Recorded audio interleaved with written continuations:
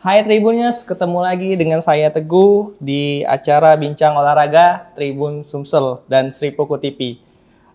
Tidak lama lagi, tinggal menghitung hari, Timnas Indonesia akan berlaga dalam kualifikasi Piala Dunia 2006 dari zona Asia di round 3. Ini menjadi salah satu momen bagi sepak bola Indonesia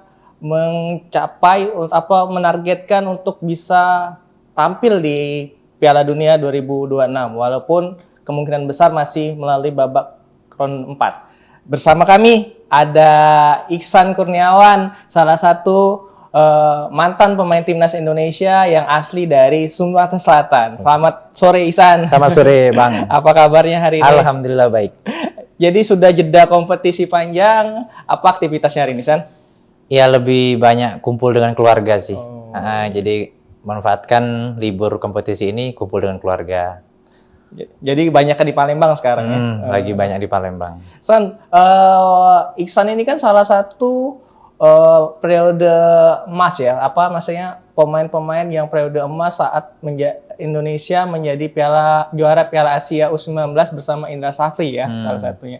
Boleh cerita sedikit San, bagaimana sih perjalanan karir Iksan dari waktu muda sampai bisa menembus timnas senior dan bahkan sampai di zaman Alfred Rieder ya kalau tidak salah. Boleh diceritain sedikit San gimana? Oke, jadi mungkin kalau dari secara detailnya kan pasti panjang banget. Jadi paling dari awal Iksan itu SD SMP itu masih di Kabupaten Oku Timur. Oke, siap. Tepatnya di Kota Martapura, Sumatera Selatan. Jadi SD SMP Iksan masih SSB di sana. Nah, kebetulan pas SMA, Iksan berlabuh ke Palembang, itu sekolah di Sekolah Olahraga Negeri Sriwijaya yang ada di Jakabaring. Dari situ mulailah Iksan untuk serius karir sepak bola Iksan. Nah, 2012, waktu Iksan kelas 2 SMA itu, saat itu ada seleksi umum Timnas U17 di Jakarta. Itu yang pelatihnya? Pelatihnya Coach Indra Safri. Oh, masih nah, disitulah awal Iksan kenal sama Coach Indra Safri. Jadi jauh sebelum Iksan Timnas U19 2012 itu Iksan waktu Timnas U17 sudah kenal sama Coach Indra Safri dari seleksi umum Timnas U17 itu untuk piala tapi itu di Hong Kong. Nah, jadi waktu Iksan udah di Palembang, sekolah olahraga itu Iksan beranikan diri lah untuk ikut seleksi ke Jakarta waktu itu. Dari singkat cerita, dari beberapa hampir dibilang lumayan lah, hampir ratusan pemain yang seleksi karena seluruh Indonesia. Itu Iksan terpilih menjadi skuad 25 orang. Yang berangkat ke Hong Kong. Yang terpilih saat itu. Terpilih 25, cuman belum finalnya ternyata berangkat cuman 18 pemain. Nah, dari saat itu Iksan jadi pemain yang di waiting list. Oh, siap. Jadi 18 pemain, tapi di situ Iksan merasa bangga, maksudnya dari berapa ratus pemain seluruh Indonesia, seleksi situ, Iksan masuk di 25 pemain itu. Dari 25 pemain itu ada yang masuk ke U19 atau gimana? Ada, nah dari situ juga banyak, yaitu angkatannya Iksan di U19, seperti Evan, Hargianto, si Putu Gede, Raffi Murdianto, Muklis Hadining. Nah dari situ Iksan udah kenal mereka duluan di Timnas U17. Sudah lanjut cerita, akhirnya Iksan jadi waiting list, tapi itu menjadi semangat Iksan untuk kedepannya. 2013, waktu itu Iksan ikut kompetisi U21. Dan waktu itu Sriwijaya FC juara. Iya, juara ya. 21. Dan situ Coach Indra nonton. Akhirnya Iksan dipanggil lagi untuk masuk ke Timnas U19. Dan untuk diikut Piala Asia di Myanmar. Nah, kita waktu itu TC udah hampir lumayan lama, hampir 1 tahun full kita TC-nya kan. Ya udah dari situ kita tapi di AFC belum bisa berhasil. Dari situ ya maksudnya jadi pengalaman lagi lah buat Iksan. Tapi dari saat itu Iksan udah masuk tim. U19-nya berangkat di Piala AFC di Myanmar. Itu yang uji coba yang lawan Barcelona. Termasuk itu termasuk TC jangka panjangnya itu kita ada yang ke Timur Tengah, termasuk ke Arab, ke Dubai, ke Oman. Nah, terus ke Spanyol, terus ke ikut turnamen di Brunei Darussalam. Pokoknya kita lumayan inilah. Saat itu yang lagi ngetopnya yang salah satu menjadi pertanyaan itu kenapa kepalanya dipelontos semua rata-rata saat itu. Jadi cukup jadi pertanyaan waktu itu. Jadi waktu itu pas kebetulan tur Timur Tengah, kita itu sekalian alhamdulillah umroh. Oh. Jadi waktu itu kan ketemunya Pak Lanyala Mataliti. Jadi beliau bilang kita sekalian umroh aja waktu tur ke Timur Tengah. Sebelum kita uji coba ke Dubai, ke Uni Emirat Arab, ke Oman, kita melakukan umroh dulu. Nah, disitulah pemain-pemain itu kita semua kan setelah tawaf itu kan kita menggundulkan rambut semua. Tapi yang non Muslim juga sepertinya dipotong gundul juga, sebenarnya enggak? Enggak. Jadi Jadi Octavianus Mania apa? si Paulo. Si Tanggang ya, Si kayaknya Tanggang dipotong juga. Kalau si Tanggang itu emang sebelum umroh dia suka gundul. Oh, kirain itu. Jadi waktu itu emang pas kita umroh dulu itu pemain yang non Muslim kayak Maldini Pali, Abes Roni, Paulo Sitanggang, mereka itu stay dulu di Indonesia, di Jakarta. Jadi begitu kita selesai umroh, kita berangkat ke Uni Emirat Arab, ke Dubai. Nah, jadi mereka baru nyusul. Kirain memang ada agenda khusus biar menipu lawan. Enggak, itu emang kebetulan pas itu sekalian umroh sih. Walaupun hasilnya memang ya belum maksimal. Belum maksimal. Dengan perjalanan panjang seleksi dari U17 sampai U19, kita bicara di level junior dulu. Itu berarti pengalaman apa aja San yang didapat? Atau apa ilmu yang didapat untuk melanjutkan ke level tingkat senior seperti itu? Jadi lebih ke pengalaman mental kalau buat Iksan ya. Karena Iksan berpikir kemarin, kalau di Palembang aja itu kan mentalnya oke lah. Kita masih waktu itu saya bisa bersaing nih di sini. Nah, saya ingin upgrade lagi deh, saya coba ke level nasional. Siap. Makanya tadi kayak timnas U17 itu kan dulu kan belum ada saat ini enak nih udah media Instagram segala macam. Dulu tuh Iksan baca di koran itu kan.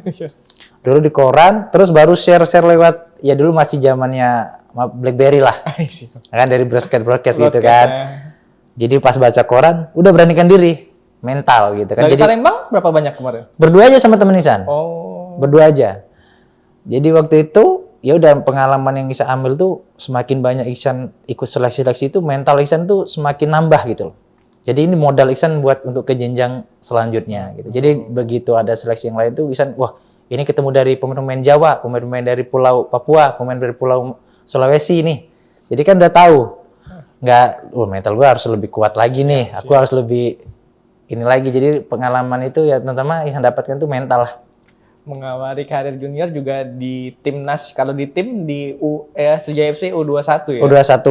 Itu juga sampai menjadi juara bareng-bareng rombongan Nofri. Nofri, Teja, Fafa Mario Yagalo, Alan Marta itu. Itu masih banyak berkarir sampai sekarang juga tim itu ya. Masih banyak. Nah, setelah itu melanjutkan karir Iksan di tim Sriwijaya senior ya. Jadi setelah 2013 itu juara 1 ISL 21 bersama Sriwijaya. Nah, di situ alhamdulillah langsung promosi naik ke senior. Jadi ada beberapa pemain lah.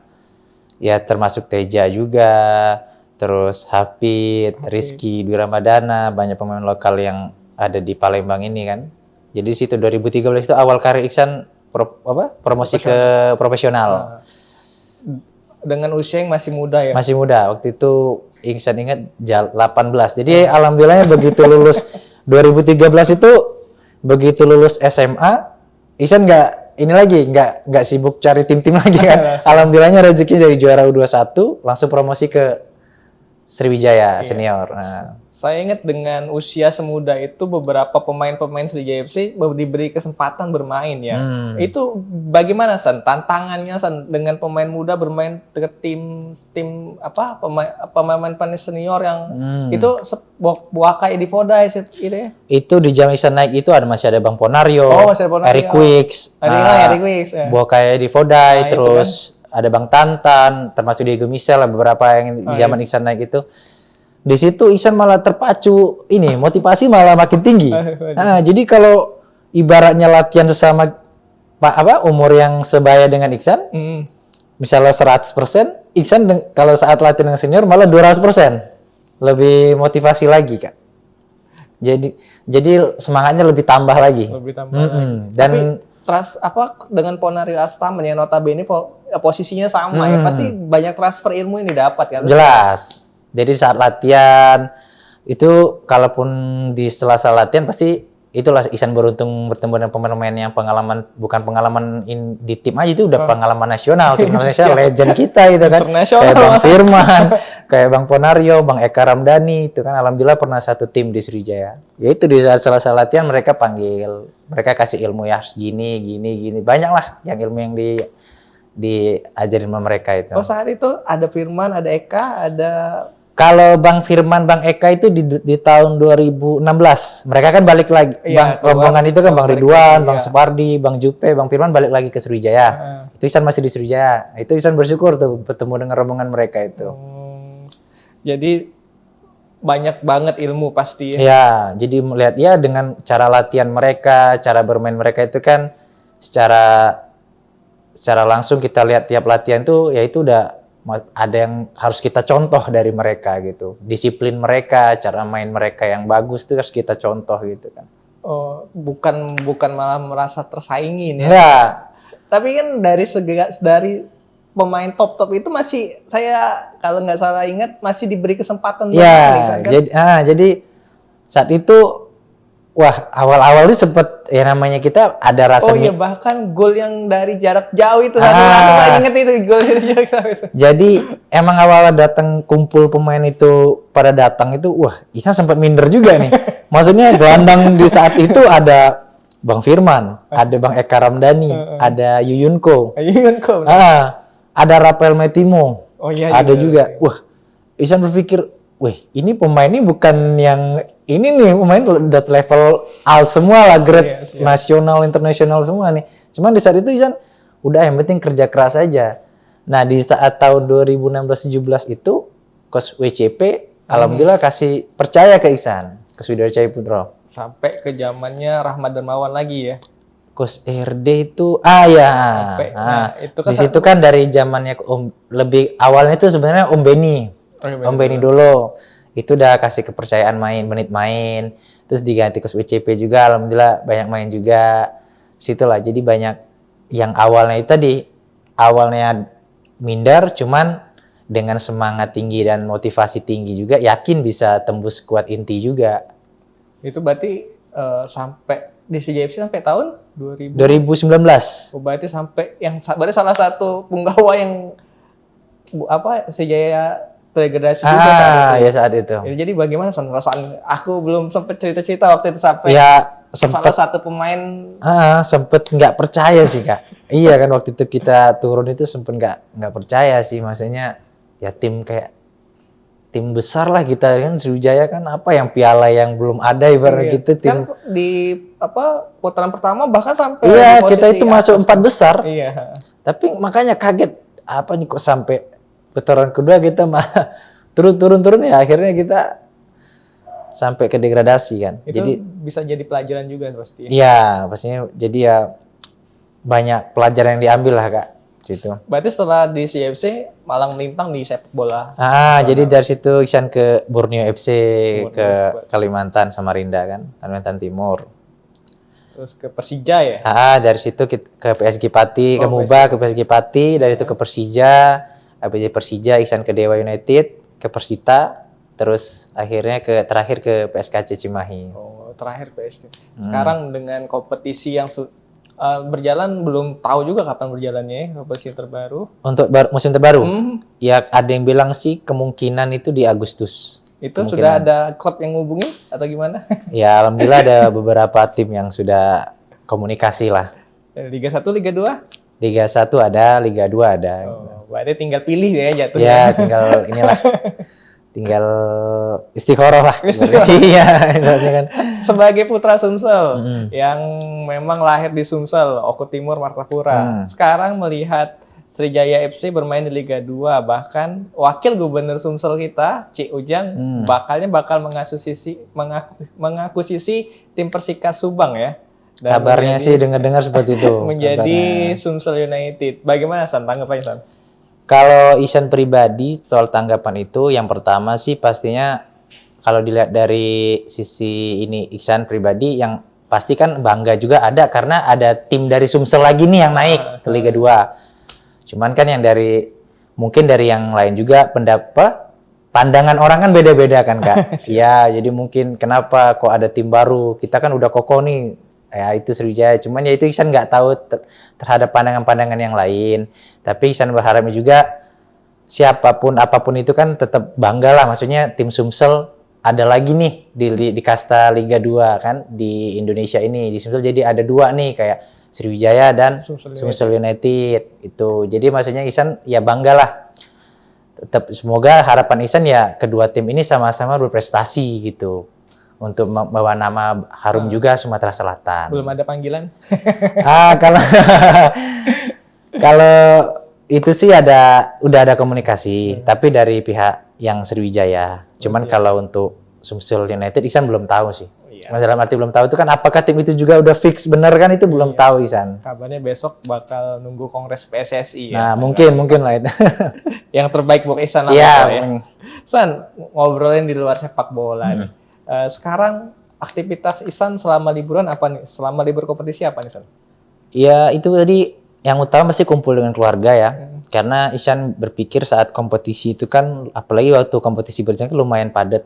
Jadi walaupun ya ketemu dengan anak istri juga waktunya kadang juga terbatas, kadang mau latihan, kadang juga ditinggal away kan, berangkat keluar kota. Jadi yang momen Ihsan biasanya setelah kompetisi ini sih lebih pertama itu kumpul keluarga, ketemu orang tua, pulang ke kabupaten, ke Ogo Timur kan, kumpul keluarga lah itu. Tapi tetap dengan jaga-jaga kondisi juga, main-main dengan teman-temannya di Palembang, termasuk dengan jurnalis FC lah. Jurnalis FC ya? Iya. Untuk hobi selain sepak bola ada, San? Hobi itu ada sih, kayak main PS saja gitu. Cuman mungkin setelah sekarang ini ada anak kan gitu, Hobinya jadi main sama anak. iya main sama anak aja udah kumpul. Yang semua paling nyaman ngumpul sama keluarga. Iya, ya, banyak sepertinya. keluarga. Untuk filosofi sepak bola sendiri, San, sebagai seorang gelandang, sekarang posisi Ihsan sebenarnya gelandang box to box atau apa nyebutnya? Ihsan itu bisa di posisi 6 di midfield defense, bisa juga di posisi 8 box to box. Kalau jadi pemain yang menjadi inspirasi Ihsan itu siapa sih sebenarnya? Kalau untuk luar negeri apa dalam nih? Boleh, luar boleh, dalam boleh. Kalau untuk luar negeri sih Kante sih Ihsan lihat. Golo Kante. Senyum terus ya? Senyum terus satu tuh. Kedua kan dia wah ada di mana-mana gitu loh. Maksudnya dia bisa defend, tiba-tiba udah di kotak penalti lawan. Itu jadi ini Ihsan sih. Kalau lokalannya? Kalau lokal sih untuk saat ini tuh Ihsan suka sama ini Tom Haye. Oh, Tom Haye. Tom Haye sih. Kalau Ihsan untuk saat ini ya, untuk Ihsan lihat suka sama Tom Haye sih, lihat cara dia main. Visinya. Iya, visinya. Tapi kan kalau kita bukan bandingin, persamaan malah. Kalau saya ingat dari Ihsan pemain, umpan panjang Ihsan cukup akurat, sama seperti kayak Tom Haye sepertinya. Iya. Yang mungkin Ihsan meniru dia juga. Iya kan, umpan Tom Haye kan akurat banget kan, sama kayak Ihsan dulu waktu main di Sriwijaya FC kan, saya lihat wow umpannya akurat banget dari ke wing kiri kanan gitu. Ngomong bahas tentang Tom Haye nih, San. Timnas Indonesia bakal segera bermain lagi ya, tanggal 5. Tanggal 5. Takbiran ya, takbiran. Malam lagi. takbiran tuh kayak. Iya. Takbiran. Malam takbiran. Mungkin di stadion. Berarti gimana, San? Melihat Timnas Indonesia saat ini, San, dengan banyaknya pemain yang abroad ya, dari luar negeri, dengan zaman Ihsan dulu, gimana, San, perbandingannya dan melihat situasi terkini lah seperti itu, San? Jadi kalau lihat perbandingan sih pasti ya ini ya, maksudnya lebih wah sekarang gitu loh. Karena kan tadi kita tahu mereka pengalamannya lebih banyak di luar, pasti juga pengalaman mereka lebih banyak dapat kan. Jadi pastinya harapan dan optimisnya itu lawan Cina nanti tanggal 5 itu besar lah harusnya. Apalagi motivasi kita. Sebenarnya kalau lihat vibes pemain kita ini udah cocok, Bang, main di Piala Dunia. Iya kan, dengan banyaknya pemain yang banyak abroad yang di luar gitu kan. Makanya kalau lihat skuad mereka saat sebelum pertandingan, starting 11, mereka nyanyi lagu Indonesia Raya. Jadi vibes-nya tuh wah, ini cocok nih udah masuk Piala Dunia. Gitu. Oh, kalau dari Ihsan sendiri melihat sebagai pemain profesional, apa sih yang menjadi perbedaan dari timnas sebelumnya atau keunggulan dari timnas Indonesia saat ini nih, sampai Ihsan optimis bahwa timnas ini bisa tampil di Piala Dunia, ini apa sih keunggulannya San, kalau boleh tahu San? Kalau Ihsan pribadi sih, tanggapan Ihsan pengalaman sih, ya Bang ya. Jadi pengalaman ya, mereka kan pengalaman mereka kan sudah banyak di Eropa, itu kan jelas kompetisi mereka, liga mereka itu ya bukan dibilang jauh, maksudnya di atas kita lah, di atas kompetisi kita lah.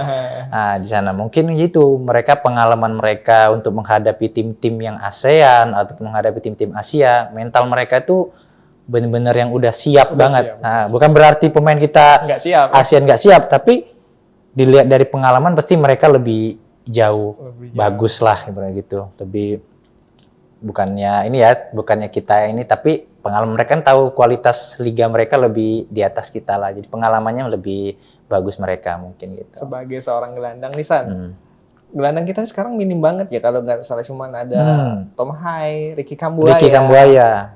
Sekarang Beckham yang dipanggil. Beckham juga bukan Beckham posisi itu ya kadang kegeser ke wing juga. Nah, sekarang yang jadi sorotan Joy Pelupesi. Joy Pelupesi menurut Ihsan menjadi puzzle lini tengah kita, atau bagaimana sih San melihat permainan Joy Pelupesi itu sendiri? Sebenarnya setelah Tom Haye, Joy Pelupesi juga termasuk pemain yang Ihsan kagumi lah sebenarnya. Karena benar tadi menjadi puzzle pelengkap itu, karena kemarin kan sebelum kita ada Nathan, Ivan Jenner. Terus tapi juga maksudnya Ihsan kalau mensuruh taktik nih, suruh pilih, Ihsan pengen lihat Tom Haye, Pelupesi sama Ricky Kambuaya. Oh, jadi 3 trio. 3 itu pengennya. Oh, iya. Karena kalau Pelupesi ini mainnya tuh, wah, dia bisa mengatur ritme nih, Bang. Kapan nih dia atur kapan dia giring bola, kapan dia tensi permainan dia redam cepat, kapan dia ini. Jadi bisa ngatur, Bang. Ditambah lagi ada nanti Tom Haye kan yang masuk, yang bisa membagi bola dengan akurasinya, dan Ricky dengan akselerasi dia. Iya, yang masuk bisa ternetrasi ke depan gitu. Untuk melawan Cina bagaimana San prediksinya San? Menang sih, yakin. Jadi, Insya Allah yakin menang. Oh iya, salah satu lagi yang menjadi sorotan di luar gelandang, kita 3 lini belakang ya, dari ya memang beberapa pandit menyebutkan bahwa Rizky Ridho, J.I. Jazz, dan Hafner itu sudah trio yang paling paten. Tapi alangkah sayangnya kalau Miss Hilgers tidak dipasang di salah satu posisi itu. Gimana San tanggapannya San? Kalau itu sih, ya itu sebenarnya udah ranah pelatih. Karena tapi kalau untuk sebagai kita penikmat sepak bola sih, yaitu dengan kualitas yang manajer yang punya itu, dengan dia tidak dipasang itu kan kayak, ya itu kayak abang bilang tadi, kayak sayang gitu kan. Cuman kan pasti pemain itu Bang, di saat perform latihan, itu kan pelatih yang tahu. Biasanya H-3, H-4 sebelum pertandingan, itu dilihat mana yang terbaik. Iya, mungkin sebagai pemain timnas kan, kita sebagai orang awam tidak tahu nih persiapan pelatih menjelang pertandingan. Nah, menurut kalau pengalaman Ihsan sendiri menjelang pertandingan, yang saya pikir ini yang sangat menentukan bagi timnas Indonesia, itu bagaimana San? Sebelum pertandingan pelatih menyiapkan mental, strategi, dan segala macamnya. Jadi bahkan 4 hari sebelum pertandingan itu biasanya umumnya pelatih itu udah punya gambaran pemain yang bakal dia turunkan. Cuman kan di situ kita lihat kondisinya. Jadi kondisi itu yang benar-benar top lah, yang bakal siap benar. Kita ya sebagai penikmat bola kan taunya, kenapa sih nggak pasang ini? Kenapa sih nggak pasang itu? Cuma kan kita tahu kenyataannya di latihan itu kan pelatih. Saat misalnya mau H-1, apalagi kondisi kamu gimana? Karena pasti pelatih itu meeting dengan tim dokter, tim fisioterapi, semua tim-tim medis juga lah. Gimana kondisi pemain A? Oke. Kemarin ada cedera nggak? Pokoknya jadi pelatih itu sebenar-benar maksimal untuk lihat kondisi pemain itu untuk pertandingan di hari H gitu loh Bang. Jadi kita kan yang sebagai penikmat, kita nggak tahu sampai detail. Kita nggak mungkin dong mau ikut sampai ke hotel, ke lapangan. Ini harusnya ini nggak bisa juga. Itu privasi pelatih dan timnas juga kan. Nah, berarti kan jelas tim pelatih bakal tahu. Makanya sebagai penikmat, kalau Ihsan, starting, kenapa? Harapan kita kan, kenapa nggak main pemain yang A? Kenapa pemain B? Kita harus pikir positif. Mungkin pemain A di H-2 sebelum pertandingan dia ada Cedera. ada masalah ini, ada dia kurang top perform mungkin di situ. Jadi makanya saat hari H, kita dukung aja lah 11 pemain Iya, itu. kan kalau kita sebagai penikmat ya, bukan kalau Iksan kan memang orang yang berterjun ke dunia olahraga, kami hanya penikmat tidak tahu kenapa kok tiba-tiba pemain ini ya tuh. Padahal prosesnya panjang ya. Untuk ini San, prediksi kira-kira. Prediksi apa namanya? Formasi kira-kira menurut Iksan. 11 pertama yang bakal diturunkan oleh Patrick Kluivert itu gimana sih? Atau menurut Ihsan lah, menurut Ihsan pemain yang terbaik yang harus diturunkan untuk melawan Cina supaya kita bisa memastikan lolos ke putaran keempat. Kalau Jaga gawang. prediction siapa? Emil ya. Tiganya sih si ini Rizky Ridho, Ijes, sama siapa nih? Hapner. Hapner. 3. Terus kalau 5 tengah itu dari kanan Kevin Dix. Kevin Dix, ya sudah datang juga Kevin Dix. Datang. 3 itu Jules siapa kah? Pelupesi, Tom Haye, Kambuaya. Kirinya Verdong. 2 itu ada 2 striker, berarti. Iya. Siapa itu? 2-nya itu kalau Ihsan pribadi ya, Kak. Ihsan pinginnya iya. Ihsan pinginnya Yance. Oh, Yance malah ya. Yance. Dan si Ole. Perbedaannya Yance sama Yakob tuh gimana, San? Pernah bermain? Ketemu langsung pernah, Iksan pun bingung sebenarnya. Bukan, jadi kalau permainannya berbeda ya, Yance sama Yakob. Iya, cuma mereka kadang beda posisi aja, Bang. Malah pernah di PSM Makassar dulu mereka satu posisi. Ada yang di back kiri, satunya wing kiri. Kadang mereka juga ada yang wing kiri, bisa wing kanan. Karena apalagi kita sepak bola ini modern, Bang ya. Jadi nggak bisa, lu nggak bisa kalau lebih bagus kamu bisa beberapa posisi. Apalagi potensinya kan kita tahu Yance sama Yakob kan sprinter lah. Lari terus kecepatan. Itu sih kalau ininya Iksan, pingin strategi Iksan. Berarti kalau lihat dari itu berarti kita harus menguasai lini tengah ya San, sebenarnya San ya. Berarti total football nih sepertinya San. Iya. Kan biasa lah, maaf kalau pelatih Belanda kan total football. Iya, tapi kan di belakangan ini malah beberapa supporter Indonesia, pengamat bahwa pengen bahwa permainan Indonesia lebih pragmatis seperti itu, bertahan dengan counter cepat. Nah, kalau seperti itu paling tidak dengan 3 gelandang tengah kita harus menguasai bola. Tapi kita mampu untuk melakukan kesannya. Yakin mampu sih harusnya, karena kan kita lihat ya itu yang awal Iksan tadi bilang kayak Joe Pelpesi, Tom Haye, Kambuaya itu punya spesialis masing-masing mereka di tengah itu. Untuk mengatur ritmenya mungkin Joe Pelpesi, untuk dan mendistribusi bolanya itu Tom Haye bisa, dan untuk akselerasi membantu penyerangan Kambuaya punya itu. Punya itu ya. Apalagi yang terakhir passing kalau pakai kaki luar. Trivela. Bahasa hampir itu kan waktu ke Emil ya waktu itu pulang. Si Emiliano Reinders. Untuk skor San, gimana San? Prediksi Iksan 3-1. Wah, 3-1. Berarti optimisnya hampir 80% Indonesia menang. Yakin.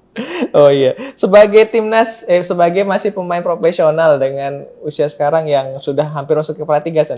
Apakah masih ada niat San? Apakah masih ada keinginan untuk kembali membela timnas Indonesia San? Optimis itu selalu ada, Kak. Jadi sebagai pemain ya itu pasti Iksan selalu ada optimis. Iksan itu selalu pingin membela timnas. Karena apa? Dengan selalu punya sikap optimis itu kan pasti membuat semangat terus buat diri kita gitu loh, Bang. Ya walaupun nanti gimana kenyataannya, tapi realistisnya gimana, tapi tetap kalau ditanya masih mau nggak, ya pasti masih mau terus. Iya, dengan dengan berkurangnya pemain-pemain Liga 1 yang dipanggil ke timnas itu sebenarnya sebagai tantangan ya, San? Iya.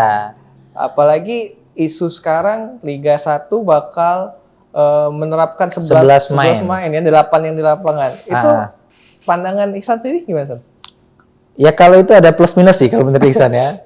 Dari plusnya juga mungkin kualitas tim itu bakal bisa naik sih, Kak. Karena kan banyak pemain asing juga gitu. Ya minusnya itu tadi mungkin kesempatan kita yang pemain lokal agak sedikit berkurang. Dalam berarti bukannya pesimis, tapi lebih berkurang untuk bisa masuk di squad starting lah, ibaratnya gitu.